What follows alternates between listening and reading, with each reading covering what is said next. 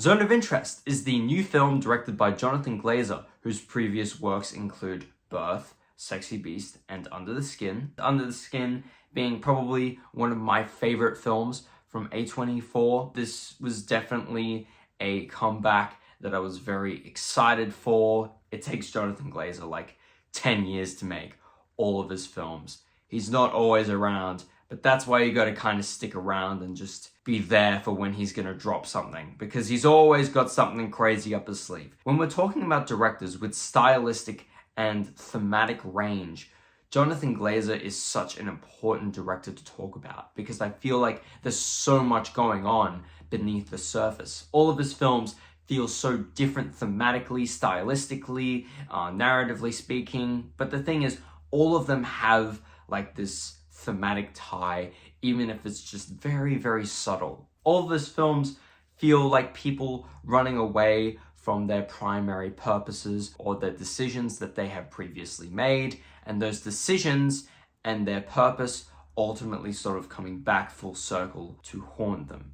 And this film, I feel like, does carry that on spiritually. I definitely don't feel as if it wore these themes on its sleeves as much as Sexy Beast and Under the Skin did. Because Under the Skin, a film being about an alien trying to escape the identity of being an alien, and Sexy Beast being a film about an ex-gangster trying to escape from his past, I think those two films are quite obvious in their thematic links, even if they take maybe a couple of viewings to really understand in that sense. But I think Zone of Interest, the difference, I think this film is faced with something a lot different, a very different kind of narrative, a film that feels very still.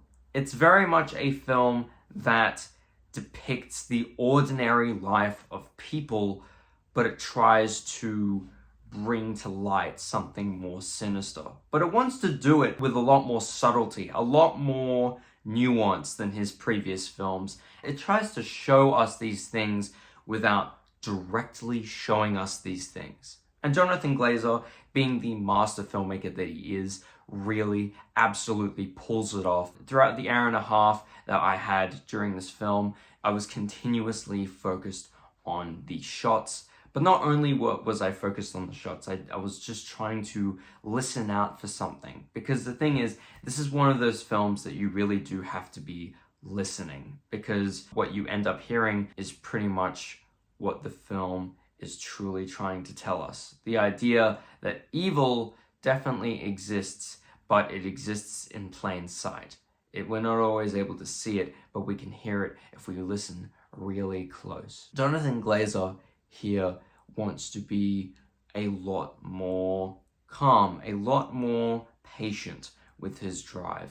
He doesn't want to show us these things. He wants us to hear these things, but he wants us to sort of create images in our own mind. Almost as if we're reading a novel, because so much of this film is just people doing ordinary activities, a family living in a home, having picnics, having pool parties, doing pretty usual things around the house. Yet the film is so disturbing and so graphic in terms of what it's doing in the background. All the things you can hear really do contrast against the normality of what we're seeing in front of us in such a masterful and seamless way. The opening of this film, like the first maybe 3 minutes of this movie, is just like a black screen. It's like just a black screen with the very haunting, eerie score. One of the things I felt was so incredible about this film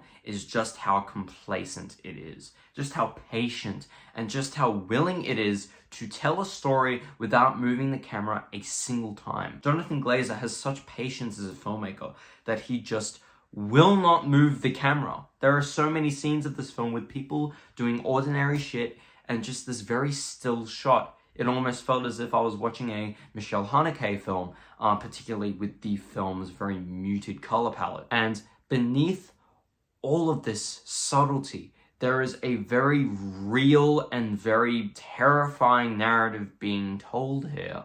And one of the things I absolutely just respect about this film is how willing it is to give us these horrific details without us actually seeing anything. And that is kind of the gimmick of the whole film, is just, it's like, World War II is happening in the background and you can't really see it, you can only really hear it. And the thing is, you could easily just use this as a gimmick, but Jonathan Glazer decides to even darken the film's color palette as to suggest that this very dark force of evil just lurks beneath these characters. I think that Jonathan Glazer does acknowledge this by really presenting us with some very strange and unusual sequences. Various sequences of color, inverted color when it comes to color correction, and just moments that feel as if it's almost breaking the facade. But this facade is never really fully broken until the final few minutes of the film, where we see a very unsettling aftermath. And it feels so grisly and so disturbing looking at it. It feels as if we are witnessing what we were hearing earlier in the film. And it really does make the film all the more visceral and disturbing. We can tell what the film was truly about all along. Despite the fact that this film doesn't really follow an average structure that other films would follow, it definitely feels as if this film is just slowly descending into madness. And we can truly feel that by the act breaks, as well as the lighting changes, the cinematography changes, the shifts in the narrative. I think the film in lighting gets darker and darker as we go on, particularly the final few minutes of the film. There's this really dark palette to it, and it feels particularly disturbing, especially when we can sort of only summate that this is only trying to represent a great evil in the world. And the switch up in the narrative of this film feels so natural and so smooth. The characters of this film really do treat the evil they are committing with just almost a normality, almost as if what they are doing is just a natural 9-to-5 job. And the film certainly doesn't make excuses for these actions committed by these people, but it definitely does create a case where we see the other side of the situation in terms of just seeing these people do normal everyday things, yet they are undercutting something incredibly disturbing. It's as if their own ignorance is what is causing the audience to not be able to see all this slaughter, all this absolutely terrifying imagery. It's as if the film has these characters that are trying to repress this idea. They're trying to repress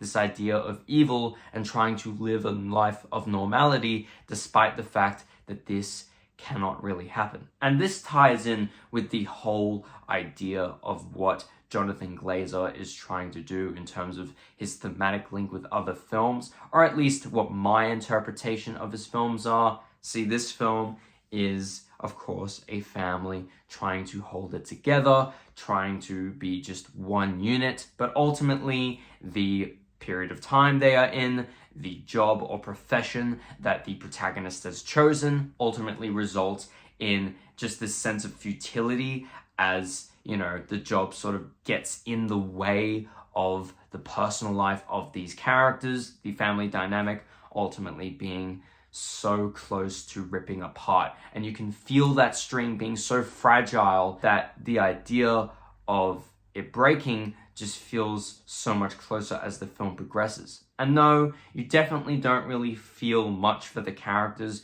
That's definitely not the intention. The film is definitely trying to be very anti-personal. It's looking at the personal life of these characters, but with a more objective lens. It's trying to look at it with a retrospective lens. It's not trying to be sympathetic or empathetic towards people of such professions and such evil intentions, but it is trying to look at people very objectively. It has a very objective view of evil, which is what makes it so terrifying, because we are watching these very unsympathetic people up against the backdrop of people suffering and people in absolute turmoil. And I think with all that said, this film definitely has an illusion and sells it very brilliantly. It does have a very abstract narrative and structure, but I think the approach to storytelling that this film has just feels so